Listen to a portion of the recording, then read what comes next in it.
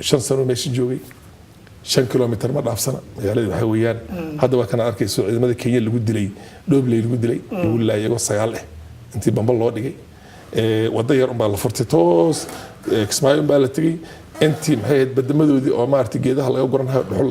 dhuxusha maartay dhoofsanay oo ay heshiis ka yihiin iyaga al-shabaabna waa lagu howlgalay wax ilaahay intii oo dan oo loo hayo ummadda ay dadka meesha ku nool ma jirto okay Kismaayo dadka soo tagtay ma iman kartid afmado yaqoqaani saadonto ma iman kartid إلا يدوب لسه ضمن الماكرت وحاوي وكل حين ودنك لما صفين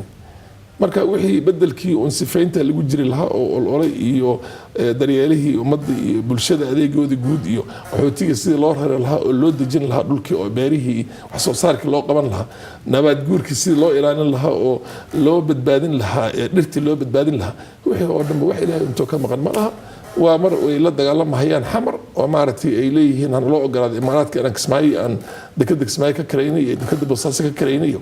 واحد كستو اوكي اي مر ما aragtay ay dhuxushi dhoofsanayaan dhirtii kunka sano jirtay 800 sano jirtay hatta uma goynin sidii ma aragtay iyaga oo qashab ahaan u gadahayaan waa hardwood the most expensive wood you can find anywhere hardwood hana ma gadahayaan waa dhuxul baa laga dhigayaa waxa loo dhifanay maraati baa la midka marka waxaad moodaa meeshii inay tahay waxay afka ingiriiska leeyahay scorched earth policy waa tirtir wax alla waxaad ka boobi kartana ka boob iyadoo oona waxba aanan u harin oo lama degaan meesha ugu dambeysay ka tag weeyaan marka taana wax la fiirsan kara maaha taa waa laazim in sida ugu degdegsiga badan la iska gaaro oo maaragtay dalkana la badbaadiyo dadkana la badbaadiyo okay aad u maasantahay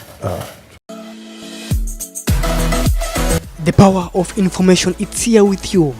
Garissa Times Tube channel brings you updated